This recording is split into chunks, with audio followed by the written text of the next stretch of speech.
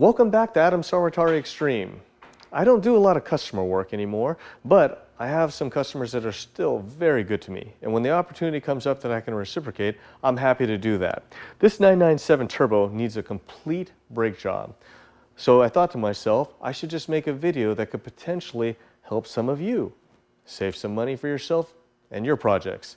Now, first off, if you don't think that you have the correct skill set or you feel uncomfortable, by all means do not take this on and send it to the dealership or an independent. But if you do, follow along, see if it works for you. I'll do the best I can to explain the job as I do it, and we'll see what happens from there. Brake fluid is corrosive, so when you're going to be working on the brakes, you definitely want to cover up all the painted surfaces. I recommend using fender covers, impermeable, to make sure that you don't get any fluid on the body paint. If by chance you do have a mishap, you want to make sure that you use water with soap mixed into it and a soapy solution to go ahead and wash off the brake fluid. Make sure you get everything off because it will eat through the paint. On all vehicles, typically they have wheel locks, so you want to go ahead and take a look around. In the 997 Turbo, it is in the front trunk. I always recommend opening everything up, inspecting everything to make sure there's no damage, double checking the part numbers. Before you send the car up in the air, you want to go ahead and break all the stud lugs. It's always a good idea to go ahead and pull some of the brake fluid out of the reservoir.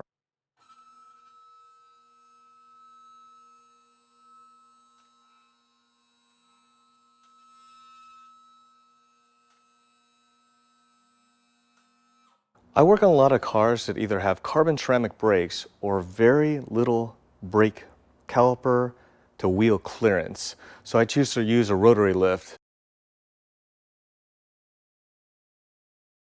We'll start with the front. You can see right there on the back side of the caliper. First, we need to go ahead and remove the caliper bolt that holds in the brake pads. There's a bolt that secures it, 13mm head. Pull that.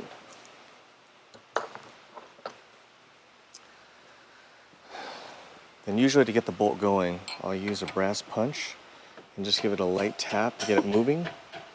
Once it's moving, just real lightly, this passes the first pad. I'll go ahead and use my hand to try and push the anti-rattle clip. Bolts out. Anti-rattle clip is loose. Okay. Next thing you want to do is go ahead and remove the retaining screws for the rotor.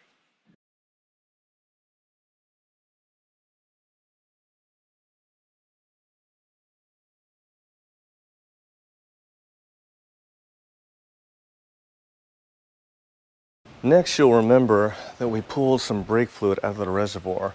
And the reason for that is so we can use soft-jawed pliers so we don't mess up the caliper paint. But you want to pull on the pad to recess the pistons. That gives the pad clearance to come out the top side. Pull the pad back. I lubricated the sensor a little bit so it could be removed easily.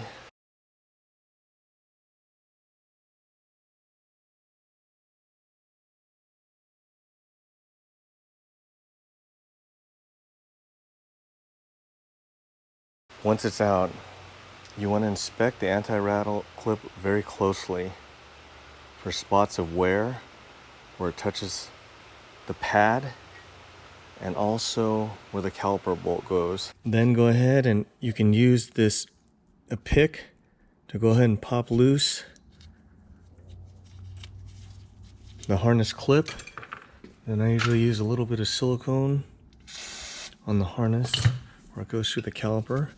Okay, you can lightly pull this back, just come free, that way you can pull the pad back. Now, if the pad gets stuck, usually what it is inside the caliper, these are piston dampeners that have adhesive, and on the back of the pad there's also adhesive for the anti-rattle clip. What you can do is take a plastic scraper and wedge it in between the dampener and the pad. That'll usually break them loose. Then you can go ahead and bring the pad back and it's free. Bring it down. Pull the pad out. There are two bolts holding the caliper, and they are 10mm hex. You want to remove the bottom one completely. Then on the top one, while you're removing it, use the other part of your hand to hold the rotor. Once that's clear, and the caliper can be pulled, leave the bolt in there. Just make sure the caliper can come free. Okay? And so what you want to do is pull the caliper back nice and easy.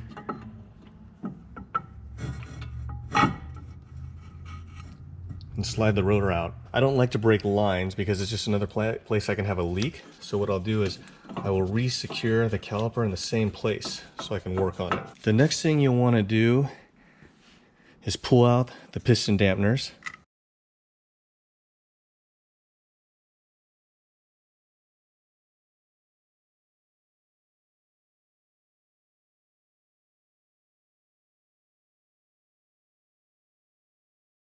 Then go ahead and inspect the pistons, make sure everything looks okay in there. Also check for any signs of leaking from the seals. So next we'll put in these 6 new piston dampeners. If you'll notice, the dampeners have 3 notches, okay? Well, I marked there with the red Sharpie. That center notch is only critical on the bottom 2 pistons because it goes on the alignment pin.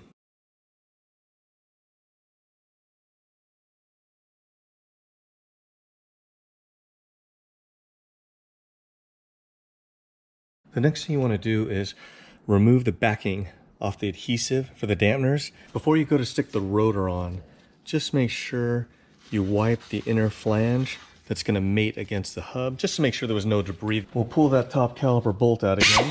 Take the rotor in your other hand. The surface is already clean. You'll put it up on the hub, nice and easy. I use a little bit of Never Seize on the retaining screws, so hopefully I don't get welded back into place. Go ahead and secure the rotor. I'll leave the caliper loose with only the 1 bolt so I can move it more easily to get the pads back in. The pads right here, okay, come like this from Porsche. This right here, of course, is adhesive backing for the anti-squealing that we had talked about. This mates, of course, to the piston dampeners, okay? So we'll go ahead and slide it in and get it into position, okay? With the caliper bolt out, the caliper can move so we can kind of get it in there without the adhesive activating. Then of course we need to bring up the pad sensor. There it is, it's bottomed out. All right, so that's all set. Push it in to make sure everything's good. Double check the back side to make sure that the dampeners look good, okay? That all looks pretty good to me. Then of course, we'll take the other pad, same thing. When going to bolt down the caliper, I always put blue Loctite on the caliper bolt. Shot it there, up right there. The bottom caliper bolt is already in. I did that to speed up the process, of course. And right here, I'm going to send the top bolt down. Then we want to go ahead and torque down those caliper bolts. The torque spec is 63 foot-pounds. We're ready to go back in with the retaining pin. So when you start in on this side, there's 2 flat surfaces that locks into the caliper. It's nice to get it lined up as good as possible, so hopefully you don't have to adjust. You can adjust at the end, but it's easier to just get it right from the start. You push down on the anti-rattle clip, slide the pin in. You may have to tap on it, so we can use the bolt to secure the pin. You can see already I applied the blue Loctite to it. I'll just go ahead and send it down. Then go ahead and put back on the retaining clip. Last, what you want to do is go ahead and take the rotor and spin it. Make sure it spins freely and nothing's hanging up. Now that we're back at the rear, the first thing you want to do is go ahead and lift this clip up, pull out the plug for the brake wear sensors. Next, what you want to do is recess the pads or pistons, just like in the front. Now, same as the front, we need to go ahead and remove the screws that hold on the rotor. Now we'll pull the caliper bolts.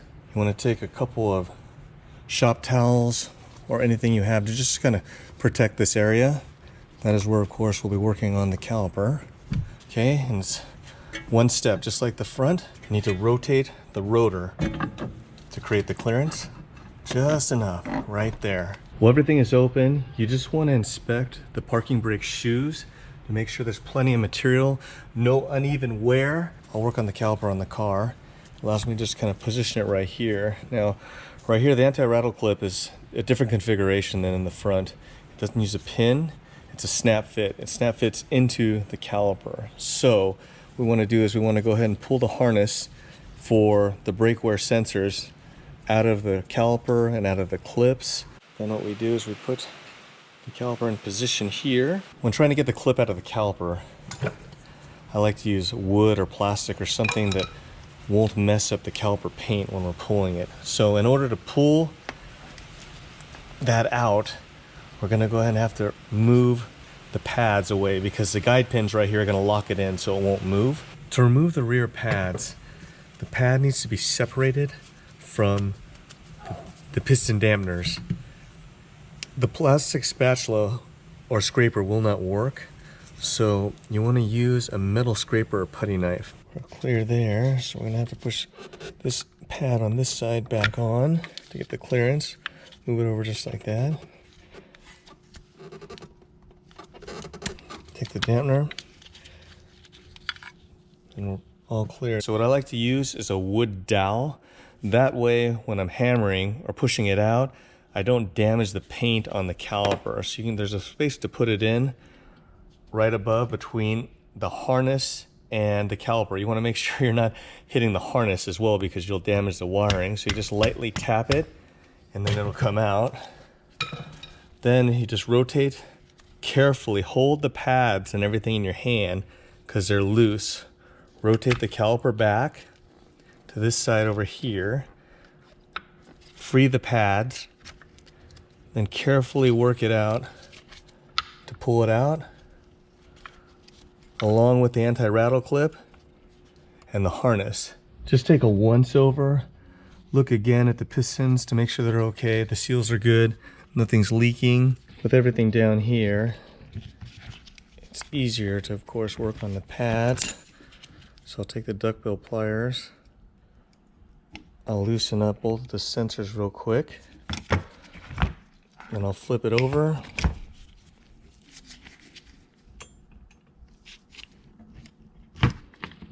Pull on the clip, see if she'll come out. We'll apply a little bit of grease to the O-rings on the new dampeners. We'll slide them in each side. I pull the adhesive backing off the dampeners before the pads go up. Then you go ahead and feed the wiring harness for the pad sensors through the caliper, through the center slot. Make sure that the harness lead is going towards the inboard side of the caliper. Otherwise, that will create some double work for you. And you can just go ahead and carefully tilt it and slide. Go right in like that. You'll have a mark on the caliper which will indicate where it was before. So you just want to try and line it up, bring the dowel back, right on the center.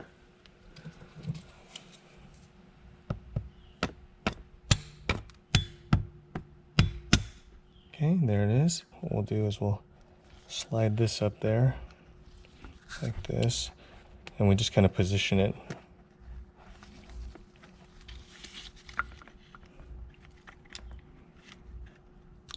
And once it's close like that, there should be enough room so you can go ahead and work it from the top side. Then of course you'll slide it into position right there. Same thing, move this one out of the way. Just have it into position there.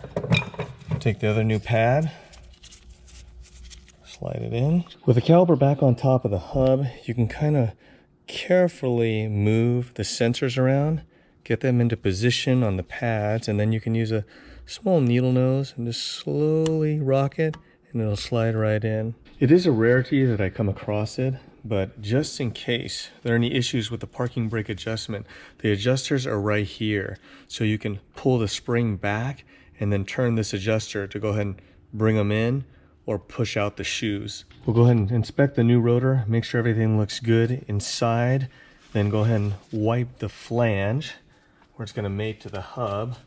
We want to line up these screw holes somewhat close to make it faster and easier when it gets on. Then what we'll do is we'll go ahead and slide the new rotor on.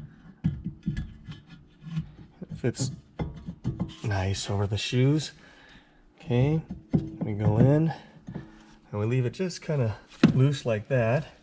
Then reach over, grab the caliper, and of course the reason why it needs to stay loose is so we can slide over the top. You want to wipe the mating surfaces of the caliper to the car. I've already wiped that so we're good. And everything is recessed on the piston side, so we just slide in right there. We want to double check again, of course, and confirm left side, left side. Everything is good there. We bring the screws up to go ahead and put the rotor screws back in.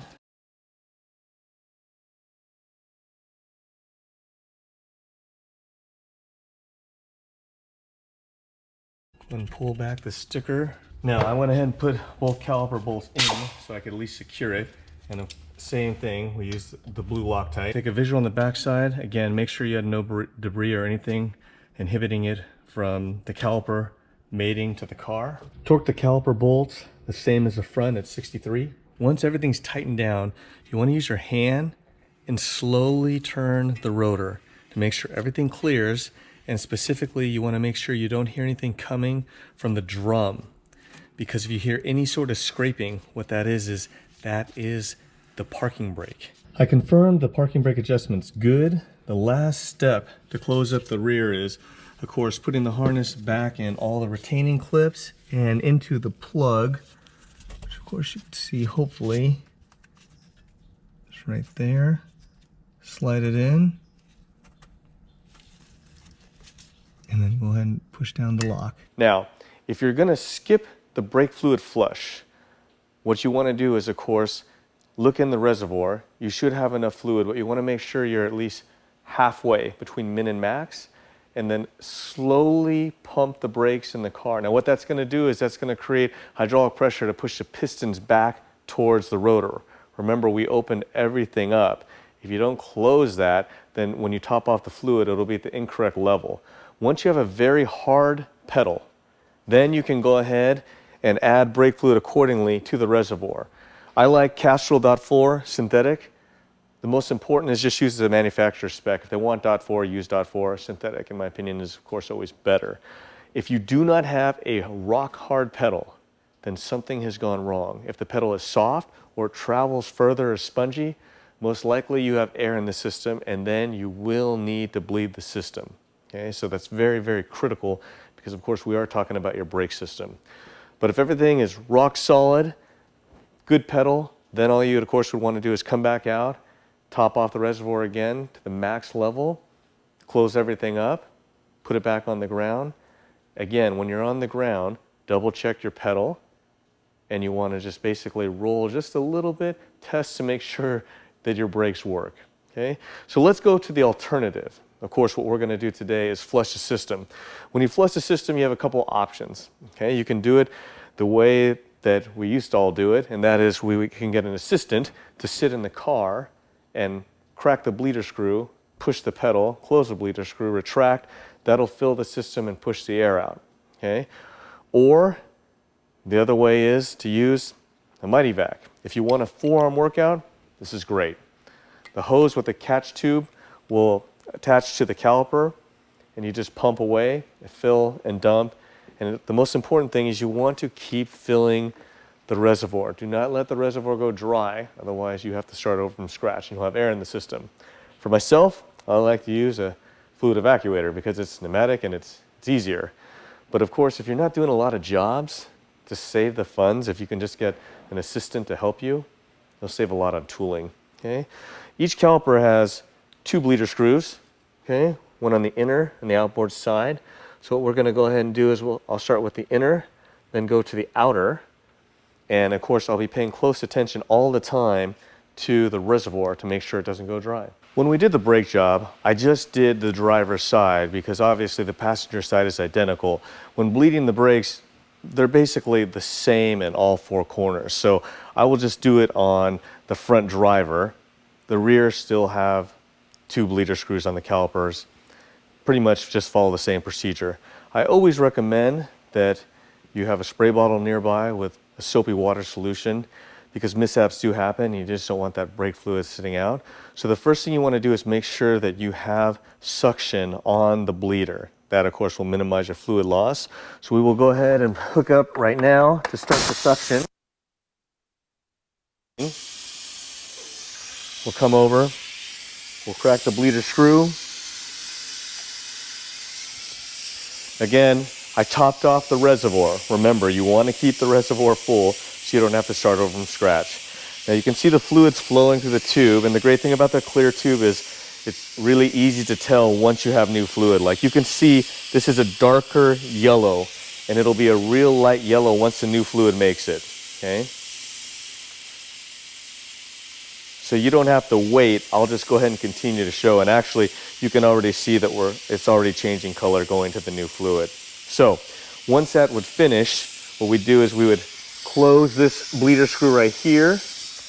Again, go around, check the reservoir to make sure the level is good.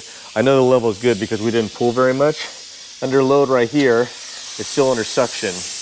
Then of course you go to the outer 11mm wrench first.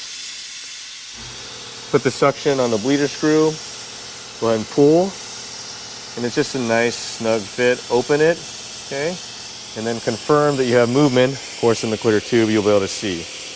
And you can see again, it's a darker yellow. So once you have that light yellow color again, then just go ahead and close it off. And what you want to do is when you're all finished, take your soapy solution and go ahead and spray around each bleeder screw, spray it off, look everywhere, all the hose connections, the brake line connections, the bleeder screws. Look for anywhere that you might have any seepage, even weeping of brake fluid. If there is, then you need to address it at this time. I finished bleeding the brakes and then I checked the pedal. It was rock hard. After that, I went ahead and washed all the calipers with a soapy water solution and blew it dry. I put the wheels and tires back on and have lowered the car down, preloaded everything. This way I'm going to go ahead and torque down the wheels in a cross pattern at 96 foot-pounds. So winding things down here, I will of course double check the brake fluid reservoir to make sure we're all good. Put away the wheel lock key, of course, and then we'll go ahead and bring it off the blocks, double check the brakes as we're coming down just to make sure everything's good. Then I'll take it out for a spin.